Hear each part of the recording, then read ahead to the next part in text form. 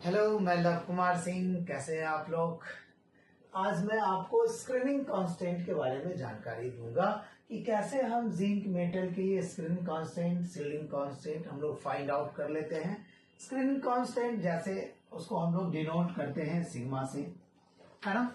और एक effective nuclear charge होता है, उसको हम लोग जेड स्टार से डिनोट करते हैं। तो सबसे पहले हम सिग्मा कैलकुलेट करते हैं। सिग्मा का मतलब है, जरा आप देखिए एक मिनट, जैसे मान लीजिए कि आप जिंक का, अगर हम इलेक्ट्रॉनिक कॉन्फ़िगरेशन की बात करें, इलेक्ट्रॉनिक कॉन्फ़िगरेशन की अगर इसकी बात करें तो क्या होगा। एटॉमिक नंबर 30 होता है, 1s2 2s2 2p6 3s2 3p6 4s2 और 3d10। हमारे पास ये इसका इलेक्ट्रॉनिक कॉन्फ़िगरेशन है और हमको सील्डिंग कैलकुलेट करना है। सील्डिंग जैसे कैसे कैलकुलेट करते हैं आप देखिए। जैसे मान लीजिए हमारे पास ये पहला ऑर्बिट है, दूसरा है, ये तीसरा है और ये फोर्थ नंबर वाला है। पहले वाले में देखो आप 2 इलेक्ट्रॉन है, दूसरे वाले आप ऑर्बिट में देखो टोटल 6 दो कितने इलेक्ट्रॉन है, 8 इलेक्ट्रॉन्स है, 8 इलेक्ट्रॉन्स है। और जो इस वाले में थर्ड वाले में है, आप इसको जरा अरेंज कर लो। बोर्ड पर अरेंज करने से कॉन्फ़िगरेशन नहीं बदलता है, हमें तो कॉन्फ़िगरेशन लिखना होता है एनर्जी के अकॉर्डिंग। जैसे 3s 3p के बाद जो एंट्री कराना है इलेक्ट्रॉन को 4s में एंट्री कराना है ना, ये देखिए 3d में एंट्री कराना है। ये लिखा हमने अरेंज करके लिखने से कोई परेशानी नहीं है। और जब आप 3 वाले में देखोगे तो टोटल हमारे पास 18 इलेक्ट्रॉन्स है, 18 इलेक्ट्रॉन्स है इस वाले में। और जो 4s वाले में है वो कितने हैं, 2 हैं। तो हम जो कैलकुलेट करने जा रहे हैं सील्डिंग, वो 4s इलेक्ट्रॉन के लिए। किस इलेक्ट्रॉन के लिए हम बात करने जा रहे हैं, 4s इलेक्ट्रॉन के लिए। अब हम जब 4s इलेक्ट्रॉन की अगर हम सील्डिंग की बात करेंगे तो आप जरा सोचो, सील्डिंग की मतलब है ये कि जैसे न्यूक्लियस को कितने, न्यूक्लियस जो है वो कितने इलेक्ट्रॉन से सील्ड हो चुके हैं, है ना।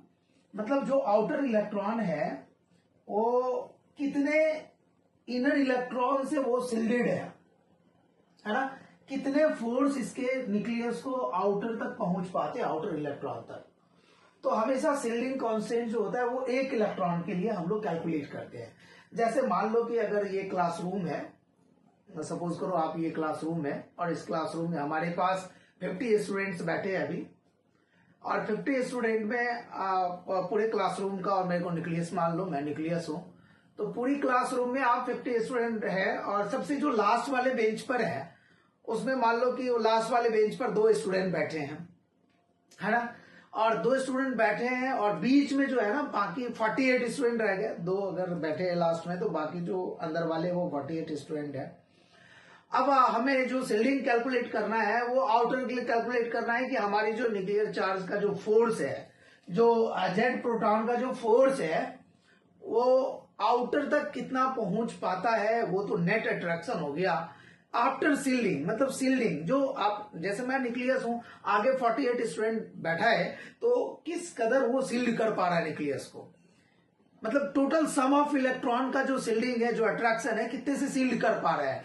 अगर मान लो कि हमारे पास जो बाहर वाले इलेक्ट्रॉन है, जो 2 इलेक्ट्रॉन है जो लास्ट वाले बेंच पर बैठे हैं, उसमें से एक इलेक्ट्रॉन के लिए अगर हमको सील्डिंग कैलकुलेट करना हो तो अंदर वाले सारे इलेक्ट्रॉन को जो न्यूक्लियर के साथ जो फोर्स में जुड़े हुए हैं, जो अट्रैक्टिव फोर्स अप्लाई हो रहा है, उन सारे इलेक्ट्रॉन का हम एक कैलकुलेशन करेंगे कि कौन कितने फोर्स से वो कितने 0.5 से वो सील्डिंग कर रहा है। हम उसको कैलकुलेट करने के बाद सारे को सम कर लेंगे। सम करने के बाद हम क्या करेंगे, न्यूक्लियर अगर मान लो कि मेरे पास टोटल जेड एटॉमिक जो जेड प्रोटॉन है वो 50 हमने कहा आपको, और जेड प्रोटॉन 50 है और बाहर वाले में 2 बैठे हैं और अंदर वाले में कितने हो गए 48। तो जो 48 इलेक्ट्रॉन है और एक के लिए जो कैलकुलेट कर रहे हैं हम लोग, तो इसमें कितने बचे, 1। तो जो आउटर वाले हैं वो हमारा एन कहलाता है, और जो एक अंदर वाले, ये हम एस और पी के लिए बात कर रहे हैं, तो जो अभी कैलकुलेट करने जा रहे हैं वो 4s के लिए। तो मान लो ये आउटर वाले को एन कहा जाता है और एक जस्ट अंदर वाले को क्या कहा जाता है, n-1। बाकी को इनर कह दिया जाता है, बाकी को क्या कहा जाता है, इनर इलेक्ट्रॉन।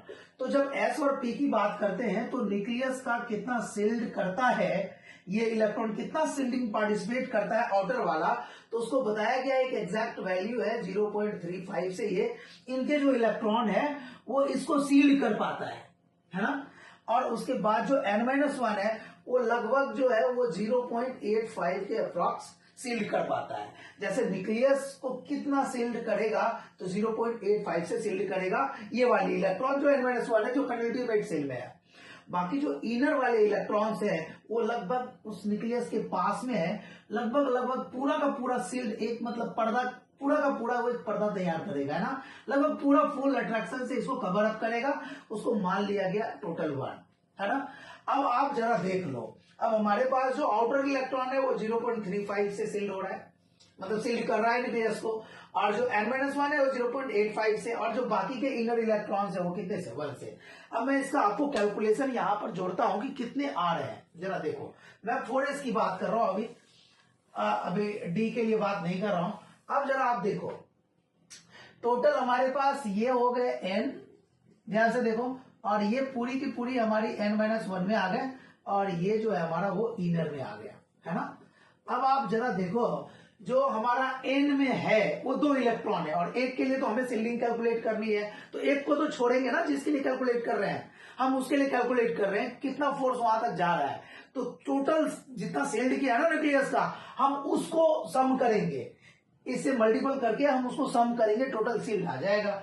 जरा देखो तो आप, हमारे पास अगर सिग्मा की बात करें तो टोटल सिग्मा, पहले यहां पर आ जाओ, इनर में कितने हो गए, 6 to 8 to 10, तो 10, और ये कितने से पार्टिसिपेट करेंगे, 1 से, 1 हो गए, और सम करेंगे, टोटल का सील्ड करेंगे कितने से वो सील्ड कर पा रहा है, और इसमें कितने बच गए, 10, 6, 16 और 2, 18 और इंटू कितने हो गए यहाँ पे, बताओ ये कितना पार्टिसिपेट करता है, 0.85, और ये इसमें 2 इलेक्ट्रॉन है, तो एक इलेक्ट्रॉन तो आप छोड़ दो जिसके लिए आप कैलकुलेट कर रहे हैं, तो एक इलेक्ट्रॉन बच गया, तो 1 हो गया, और इसका जो सील्डिंग में है वैल्यूज वो 0.35। अब आप इसको कैलकुलेट कर लो, टोटल 10 हो गए, और इसको कैलकुलेट करने के बाद आप देखो कितना आ जाएगा, 18 5 90, और इधर 144 के आसपास लगता है। आप कैलकुलेट करो जरा, इतना ही आएगा, हाँ इतना ही आएगा, लगभग 15.30 आएगा, और इधर तो आपका 0.35 है। अब टोटल ऐड करोगे, टोटल जब ऐड करोगे तो आप देखो कितना आ गया, लगभग 65 के आसपास आ रहे हैं। आप जरा अच्छे से देख लो, 5 हो गए, इतने हो गए, और हाँ इतने के आसपास आपको आ रहा है ना। तो ये आ गए टोटल सिग्मा, क्या आ गए, टोटल सिग्मा। सिग्मा का मतलब कितना स्क्रीन किया है, मतलब कितना स्क्रीन में पार्टिसिपेट किया है, कितने से न्यूक्लियर चार्ज जो है ना वो मतलब बाहर तक जो फोर्स लगा रहा है वो उतने माइनस करेंगे इसे, तब बाहर तक फोर्स पहुंचेगा। मतलब मान लो कि हमारे पास 50 प्रोटॉन का चार्ज है ना, और 50 प्रोटॉन का चार्ज है, तो ये आउटर इलेक्ट्रॉन पर कितना नेट फोर्स लगा रहा है एक सिंगल इलेक्ट्रॉन पर, तो टोटल सील्ड कितना किया, तो टोटल सील्ड किया 25.65। अब कितना फोर्स आउटर तक पहुंच रहा होगा नेट, तो टोटल हमारे पास 50 न्यूक्लियर चार्ज है, 50 प्रोटॉन्स है, तो 50 और माइनस कितने हो गए, 25 माइनस 6.65, उसमें से हमने घटाया तो पता चला कि टोटल जो है ना वो टोटल जो है वो कैलकुलेट होकर के जो भी आए वो यहां तक फोर्स आया। लेकिन हमने जो अभी लिया है जिंक का, तो जिंक के पास कितना प्रोटॉनिक चार्ज है, 30 प्रोटॉनिक चार्ज है। अब 30 है, और 30 में से अगर हम इसको माइनस कराते हैं तो जो बचेगा आपका वो टोटल का टोटल आ जाएगा 4 पॉइंट कितना आ गया आपके, 4.35 के आसपास, है ना, इतना आ गया आपके। अब इतना फोर्स आपका आउटर इलेक्ट्रॉन पर पहुंच रहा है, तो ये क्या कैलकुलेट किया हमने, ये कैलकुलेट किया जेड स्टार। जेड स्टार क्या होता है, नेट अट्रैक्शन है, जो कितने फोर्स ऑफ अट्रैक्शन से न्यूक्लियर चार्ज जो है वो आउटर इलेक्ट्रॉन को अपनी तरफ खींचे रखता है। अगर मान लो कि ये जेड स्टार हमारे पास 10 आता, इसका मतलब है कि 4.35 से कई गुना ज्यादा अट्रैक्शन न्यूक्लियस के साथ आउटर इलेक्ट्रॉन का है। ये हमारा कैलकुलेशन है, सिग्मा है जिंक में 4s इलेक्ट्रॉन के लिए। अब मान लो कि अगर आपसे कोई कहता कि नहीं मेरे को 3d इलेक्ट्रॉन तक ही आप बताओ ना कैसे कैलकुलेट कर पाएंगे, तो देखो 3d इलेक्ट्रॉन के लिए कैलकुलेट करने के लिए सबसे पहले हम लोगों को ये जानकारी मिलना चाहिए कि जो s का साइज होता है वो तो स्फेरिकल होता है, p का साइज डम्बेल होता है, d का साइज बहुत बड़ा होता है। अब जब बताओ कि जब d का साइज बहुत बड़ा होगा तो उसका जो शील्डिंग में पार्टिसिपेशन होगा, उसमें जो इलेक्ट्रॉन्स होंगे वो उसके बहुत दूर दूर घर में फैले होंगे। इसका मतलब ये हुआ कि ये जो हमारे इलेक्ट्रॉन्स हैं वो दूर दूर उसके घर में फैले होंगे, तो न्यूक्लियस को अच्छे से सील्ड नहीं कर पाएगा। कैसे सील करेगा? इसका घर इतना बड़ा है कि दूर दूर इलेक्ट्रॉन फैले हैं, और दूर दूर इलेक्ट्रॉन फैले हैं तो इससे इसका अट्रैक्शन जो कोई यहाँ है कोई यहाँ है तो बहुत अट्रैक्शन कम होगा। इसका मतलब कह सकते हैं कि जो सील्डिंग होता है डी का वो बहुत कम होता है उसके इलेक्ट्रॉन्स का, इसीलिए उसमें जो कहा गया है डी वाले में जो आउटर में होगा वो बहुत कम पार्टिसिपेट करता है, लगभग 0.35, और जो बाकी सब होंगे इनर होंगे वो टोटल का टोटल कितने पार्टिसिपेट करते हैं 1। डी के लिए क्यों ऐसा कहा गया? क्योंकि आपको मालूम है कि जब स्पेशली हम डी और एफ की बात करेंगे तो डी का पुअर सील्डिंग होता है। पुअर सील्डिंग क्यों होता है? उसका साइज बहुत बड़ा होता है, और साइज बहुत बड़ा होने का मतलब है all electrons are diffuse in d orbital. नहीं, इसीलिए हम लोग कहते हैं कि डी का जो है वो पुअर सील्डिंग होता है। अब हम डी के लिए कैसे कैलकुलेट करेंगे तो जरा ध्यान दीजिए।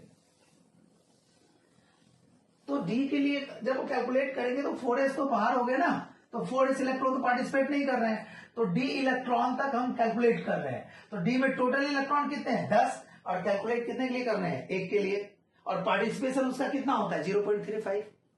तो आप इसको क्या मानोगे? इसको मानोगे n, और बाकी जो ये बच गए ना अब इसके लिए ये टोटल इनर हो गया है ना, ये टोटल इनर हो गया डी के लिए। स्पेशली मैं डी की बात कर रहा हूं, 3d की बात कर रहा हूं। तो 3d में डी में टोटल 10 इलेक्ट्रॉन है, तो बचे कितने 9।